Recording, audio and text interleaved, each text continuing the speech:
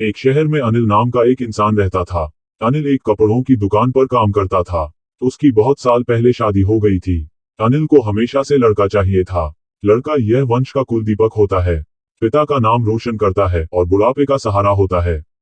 पर लड़की शादी करके चली जाती है, ऐसी सोच रखने वाला वह पड़ोसियों को भी यह बात बताता था। शादी के कुछ साल बाद उसे दो लड़के हुए। बड़े बेटे का नाम करण और छोटे बेटे का नाम किशन रखा। बाद में कुछ सालों बाद उसकी पत्नी का निधन हो गया। उसके बाद उसने उन दोनों बेटों का ख्याल रखा। समय बीता और उसके दोनों बेटे बड़े हो गए और अब दोनों बेटे नौकरी कर रहे थे। दोनों की शादी भी हो गई। शादी होने के बाद भी वह सब एक साथ ही रहते थे। कुछ साल एक साथ खुशी में गए, लेकिन बाद में दोनों भाई एक दूसरे के साथ झगड़ा करने लगे। दोनों बहुओं में छोटी छोटी बातों पर मतभेद होने लगी। यह सब देखकर अनिल को बहुत बुरा लगता था। अब दोनों ने अलग रहने का निर्णय लिया और वह अलग हो गए। फिर पिताजी का ख्याल कौन रखेगा, ऐसा सवाल निर्माण हुआ। दोनों बेटे एक एक महीना संभालेंगे, ऐसा तय किया। अनिल एक बेटे के साथ एक महीने के लिए रहने लगा, फिर दूसरे बेटे के पास एक महीना, ऐसा उसका बंटवारा हुआ। पर जैसे जैसे वक्त बीतता गया वैसे वैसे बहुओं और बेटों में अनिल को लेकर झगड़ा होने लगा। दोनों बेटों के घर में झगड़े का कारण अनिल रहने लगा। यह बात अनिल को अच्छे से समझ आई थी। अब अनिल को पुरानी यादें याद आने लगी थी। उसने जिंदगी में कितनी बड़ी गलती की थी, यह उसे अब समझ में आ रही थी। पर अब इसका क्या फायदा। आखिर दोनों बेटों ने पिताजी को वृद्धाश्रम भेजने का निर्णय लिया। एक दिन दोनों ही पिताजी को लेकर वृद्धाश्रम में गए।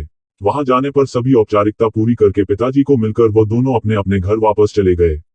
बेटे घर जाने के बाद अनिल बहुत रोने लगा। उसके बाद वृद्धाश्रम में के कई लोगों ने उसे समझाया, पर वह बहुत दुखी हो गया था। अनिल को वृद्धाश्रम में आकर 8-10 दिन हो गए थे। वह किसी से भी बातचीत नहीं करता था और एक पेड़ के नीचे बैठकर विचार में मग्न रहता था। वहां के लोग उसे पूछते थे, पर उसने किसी को भी कुछ नहीं बताया। कुछ दिनों में वह एक व्यक्ति से थोड़ा बहुत बोलने लगा। बाद में दोनों की अच्छी दोस्ती हो गई। एक दिन वह दोनों बैठे थे, तब वह व्यक्ति अनिल को अपनी कहानी बताने लगा। वह बोला कि मुझे एक ही बेटा है। वह मेरे साथ छोटी छोटी बातों पर झगड़ा करता था। इस बात को मैं बहुत ऊब गया था। तो उस वजह से मैंने वृद्ध आश्रम में रहने का निर्णय लिया। मुझे कभी कभी लगता था कि मुझे बेटे के साथ एक बेटी भी होती तो कितना अच्छा होता। कदाचित आज वह मेरे बुढ़ापे की लाठी बन सकती। उसका बोलना सुनकर अनिल और ज्यादा दुखी होगा और वह बहुत गहरे विचारों में खो गया।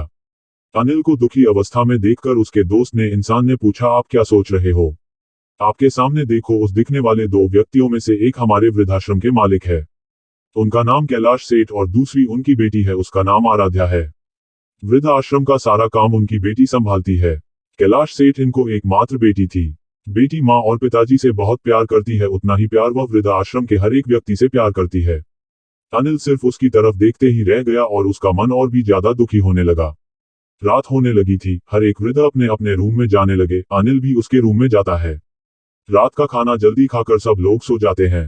अनिल को उसका भूतकाल याद आता है। अनिल की शादी होने के बाद उसे पहली बेटी हुई थी। उस वक्त उसे बहुत गुस्सा आया था। पत्नी के मना करने के बाद भी गुस्से में उसने बेटी को उठाया और दूर जाकर उसे वहां छोड़ आया।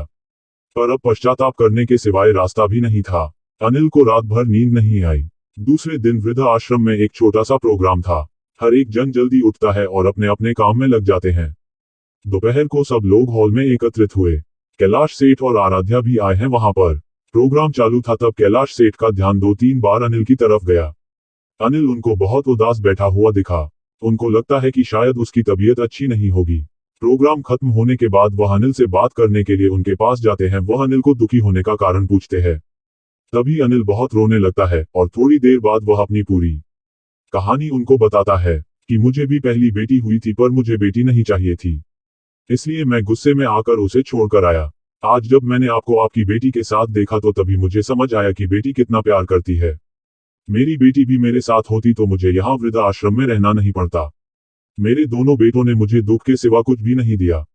मैंने किए हुए पापों की सजा आज मैं भुगत रहा हूँ। अनिल की सब बातें सुनकर कैलाश सेठ को मन में बहुत दुख हो रहा था। दुखी होकर वो अनिल को बोलते हैं कि यह मेरी बेटी नहीं है। मुझे यह नदी किनारे मिली थी। मैं उसे घर ले आया और बहुत प्यार से बड़ा किया। मैं और मेरी पत्नी उससे बहुत प्यार करते हैं और वह हम दोनों से भी उतना ही प्यार करती है। पूरी कहानी सुनने के बाद अनिल बोलता है कि मैंने मेरी बेटी को भी नदी के किनारे मंदिर के पास छोड़ा था। यह सुनकर कैलाश सेठ को थोड़ा गुस्सा आया और वह वहां से निकलने ही वाले थे। तभी उसी वक्त वह अनिल को पूछते हैं, आपकी बेटी का बर्थ मार्क वगैरह आप बता सकते हो क्या?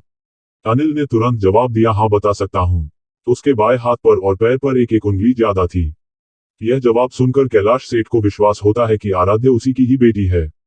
यह सब सुनकर कैलाश सेठ वहां से चला जाता है। वह चले जाने पर आराध्या वहां पहुंचती है और वह अनिल को बोलती है कि मैंने आप दोनों की पूरी बात सुन ली है। आपने मेरे बारे में जो भी कहा वह सुनकर मेरा मन बहुत दुखा है। एक पिता खुद की बेटी के बारे में ऐसा निर्णय ले सकते हैं, यह सुनकर मुझे बहुत बुरा लगा। आपने जो भी किया वह बहुत गलत था। आपने मुझे बेटी बोलने का अधिकार खो दिया है। मैं आपकी बेटी होकर भी आप मुझे रास्ते पर छोड़कर चले गए थे, और मैं उनकी बेटी ना होते हुए भी उन्होंने मुझ पर जान निछावर कर दिया, इसलिए वही मेरे सच्चे पिता है। आप इस वृद्धाश्रम में रह सकते हैं, पर आज आपने उनके सामने जो बोला है वह फिर कभी भी उनके सामने मत बोलिएगा, क्योंकि आज तक मैंने उनको इतना दुखी कभी भी नहीं देखा। इतना बोलकर आराध्या वहां से चली गई। अनिल सिर्फ आंखों में आंसू लाकर उसकी तरफ देखता रह गया और अपने नसीब को दोष देता रहा। दूसरे दिन सुबह किसी को भी ना बताते हुए अनिल वृद्धाश्रम छोड़कर चला गया।